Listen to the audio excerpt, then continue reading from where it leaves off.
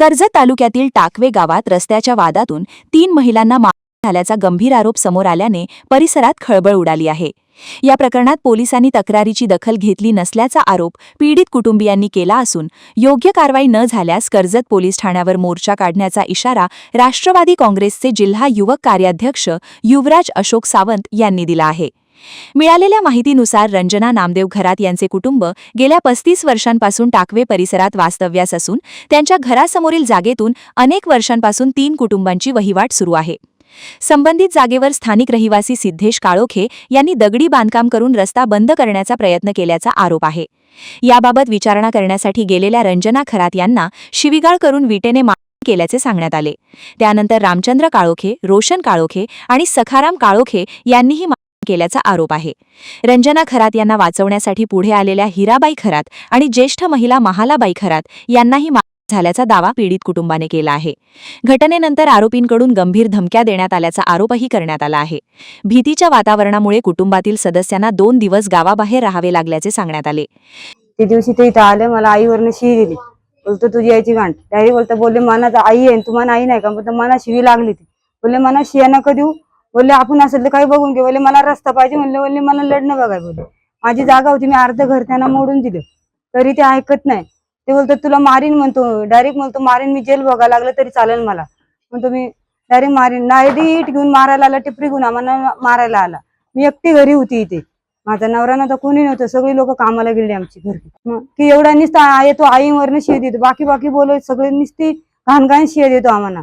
रस्ता अजिबात नाही, बोलले पाणीदार रस्ता पाहिजे, लहान मुलं आहेत, आमची गाडी आहे, घोडा आहे, आमची गुरढोर आहेत, त्यांना रस्ता नको झाला, आम्ही का घरीच बसू का? बोलतो जा घरी बसून राहिले तरी चालतं। बोलतो घर म्हणतो देऊन टाका मला, मी घेतो घर। बोलतो तुम्ही जा कुठे तिकडे जायला, रस्त्याला जाऊन राहिले तरी आम्हाला गरज नाही गेली म्हणतो, आम्हाला काही घेणे ते नाही म्हणतो। केस केली तरी आम्हाला धमकी देतो बाहेर जायला। 2 दिवस आम्हाला आम्ही बाहेर जाऊन राहिलो।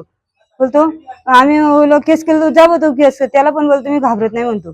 आणि मग त्याने धमकी दिली, त्याच्यामुळे जाऊन 2-3 दिवस बाहेर राहिलो आम्ही। बोलतो तुम्ही तिथे गेला तरी आम्ही तिथनं कुठे तुम्हाला बोलतो ठार मारीन, बोलतो रस्ताच नाही ठेवला, निघून पाणी नाही गेलं। दरम्यान तक्रार नोंदविण्यासाठी पोलीस ठाण्यात गेल्यानंतर ऑनलाईन तक्रार करण्यास सांगण्यात आल्याचा आरोप पीडितांनी केला आहे। युवराज सावंत यांनी घटनास्थळी भेट देऊन पाहणी केली। संबंधित जागा केंद्र शासनाच्या नावे असल्याचा दावा करत परवानगीशिवाय बांधकाम सुरू असल्याचा आरोप त्यांनी केला। या प्रकरणाची गंभीर दखल घेऊन पोलिसांनी निष्पक्ष चौकशी करावी, अन्यथा 2 दिवसात मोर्चा काढण्यात येईल असा इशाराही त्यांनी दिला आहे। दरम्यान सिद्धेश काळोखे यांनी सर्व आरोप फेटाळून लावत संबंधित जागा त्यांच्या मालकीची असल्याचा दावा केला असून कोणतीही किंवा बेकायदेशीर कृत्य केले नसल्याचे स्पष्ट केले आहे। काही माझ्याकडे खरात कुटुंब भेटीसाठी आले, त्यांनी त्यांचं काहीतरी कंप्लेंट होती ते घेऊन आले। त्यांनी सांगितलं का सदर टाकवे गावामध्ये ते राहत आहेत आणि तिथे धनगरवाडा आहे, त्यांची 3 घरं आहेत धनगर समाजाची, आणि 30 वर्षापासून ते तिथे राहत आहेत। तर तिथे राहत असताना त्यांची 30 वर्षापासून ज्या मालकाकडून त्यांनी जमीन घेतली त्यांनी त्याला पाऊलवाट सोडली होती घरी यायला।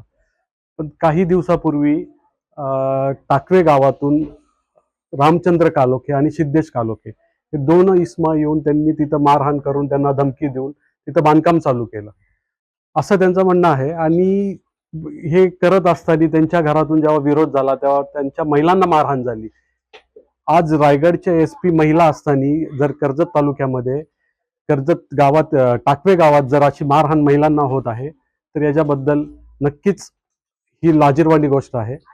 तसेच हे कर्जत पोलीस स्टेशनलाही जाऊन आले तरी तिथे काय पोलिसांनी त्याची दखल घेतली नाही। यापुढे याच्यावर काहीतरी कायदेशीर कारवाई व्हायला पाहिजे, नाहीतर आमच्या पक्षाच्या वतीने आम्ही काहीतरी भूमिका घेऊ।